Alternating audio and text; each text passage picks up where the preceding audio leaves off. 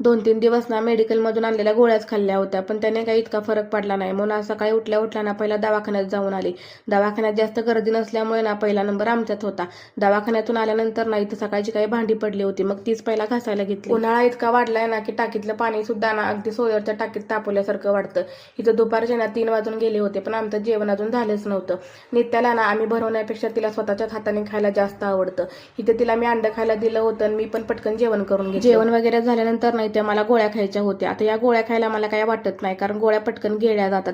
पण हे पातळ औषध प्यायचं म्हटलं ना की अगदी जीवावर येते, कारण पातळ औषध ना सगळ्या तोंडातून फिरत असतं ना, म्हणून माणसाला ना अजिबातच दुखणं नको असतं. माझं ना 2-3 दिवस झालं काय ना काय तर दुखायचं चालूच आहे. असं वाटायला लागलं आहे की 25व्या वर्षामध्येच ना 50व्या वर्षाचं दुखणं मागं लागलं आहे. असो, नित्याला सांभाळायची ड्युटी ना तिच्या पप्पांच्याकडे लागली होती. मी तर गोळ्या खाऊन ना निवांत झोपले होते, पण मॅडमची एक झोप निघाली होती, त्याच्यामुळे ना तिचं असं काहीतरी खेळणं चालू होतं.